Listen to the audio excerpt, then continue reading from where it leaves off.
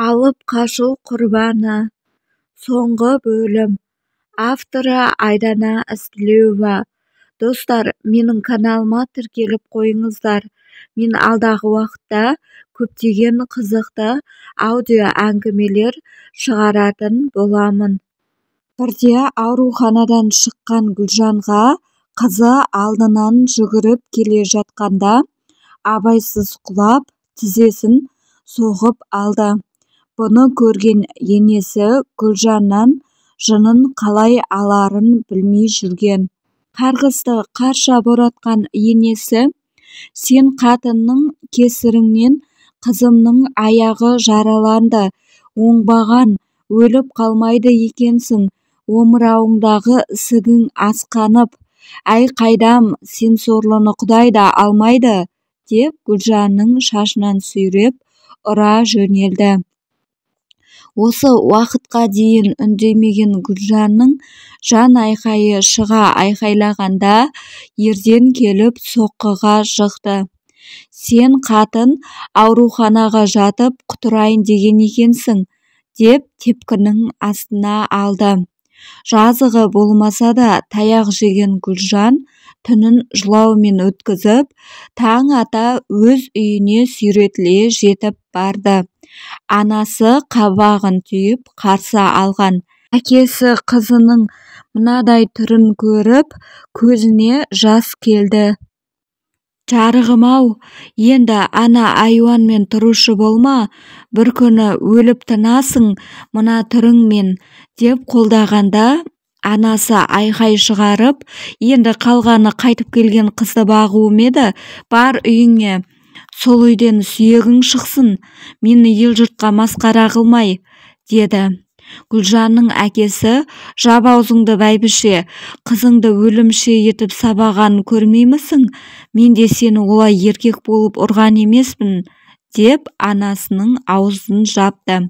Кеше ғана сиыр сатқан еді, соның ақшасын түгелімен Гүлжанға ұстатып, қаладағы бір туысының үйіне бара тұруын, сол жақтан пәтер жалдап, жаңа өмір бастауына әкесінің қолдауы үлкен себепші болды. Гүлжан қалаға аяқ басқалы бойын еркіндік билей бастады. Өз-өзіне жұмыс істеп, пәтеріме орналасып алайын, қызымды менен қалай тартып алса, мен де солай тартып аламын, деп көз жасына ерік берді.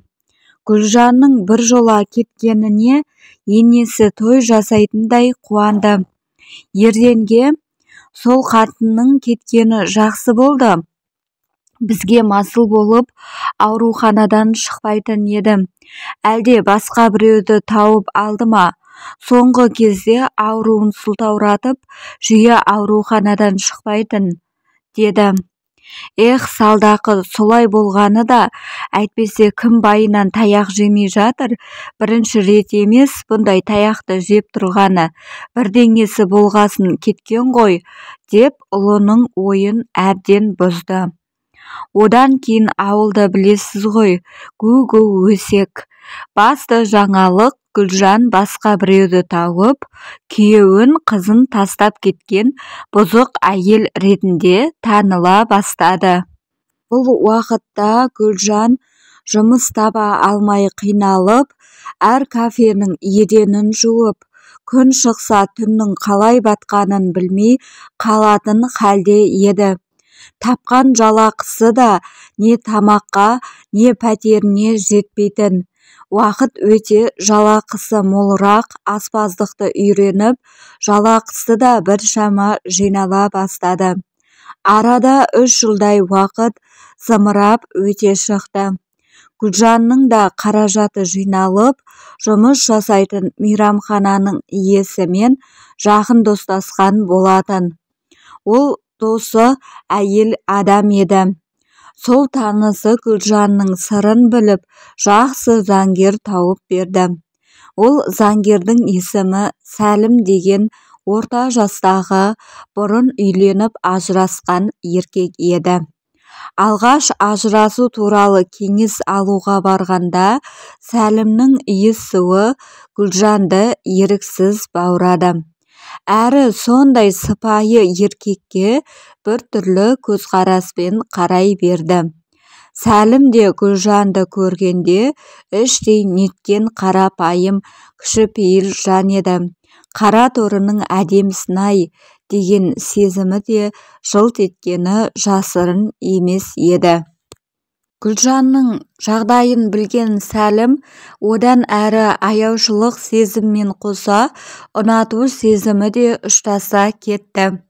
Сол кезден бастап Гүлжанның телефонына қара қыз жұмыс жайында кездесу керек деген SMS жазатын болған. Гүлжан да SMS-ті көрген бойда толқып, бетін кішкене әрлеп кездесуге шығатын. Гүлжан ерінденмен ажырасуға арыз беріп, сот басталып та кетті. Мықты заңгер Сәлімнің арқасында Гүлжан өз қызын қолына алатын қағаз алғанда қуаныштан жылап Сәлімді қалай құшақтап алғанын білмей қалды. Жүрегі алып ұшқан Гүлжан ауылға да жетті. Көптен күткен арманы орындалатынына әлі де сенер емес.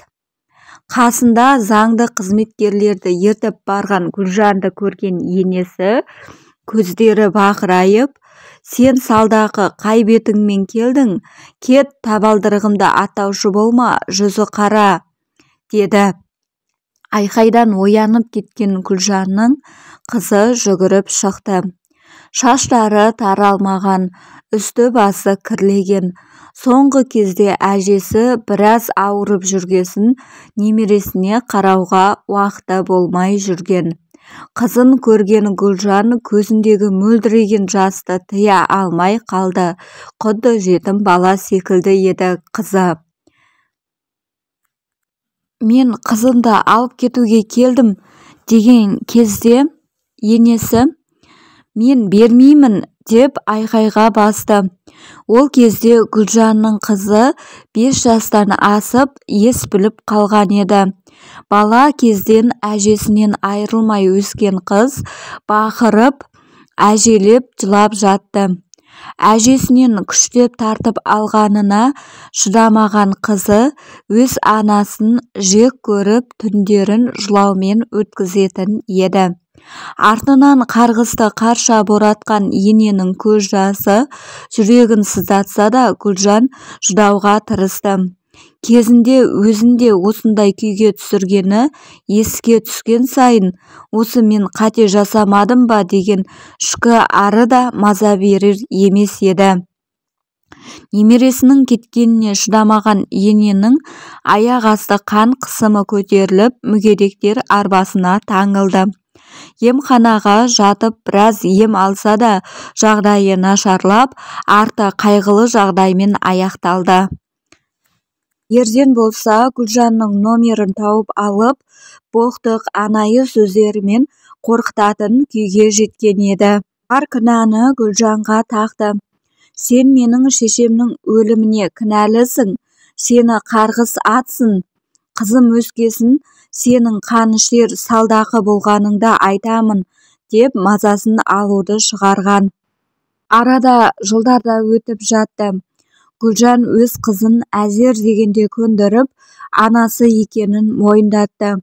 Соның өзінде әжем қайда деп жылап алады. Сәлім де Гүлжанға сезімін білдіріп, екеуі жаңа қадамға аяқ басып, қазіргі таңда тату отбасыға айналған. Ортақ балалары да бар. Сәлім көп аса жұмыспен жүрсе де, балаларға жақсы әке, жақсы отағасы. Гүлжанның барлық арман тілегін орындайды. Гүлжан армандаған оқуын сырттай оқып, дипломын алып мәз болды. Қазіргі таңда Гүлжанда байлықта, махаббатта, отбасы да бар. Бірақ өткен өмірі көлеңке болып, жүрегінен кетер емес. Енесінің өліміне өзін кінәлі санайтын бұрынғы күйеуі Ерденнің айтқан сөздері жүрегіне бататыны тым қиын. Үнемі Алладан кешірім сұрайтын Гүлжанның енесі үшін ары жиі мазалайтыны тағы бар. Сол себепті осы ішкі мұңын жариялауды өтінген еді. Ерденге келер болсақ, ол Қуарақтың соңынан кетіп, өмірі астан-кестең болғанлы қашан. Ішіп алса аузынан Гүлжанды тастамайды.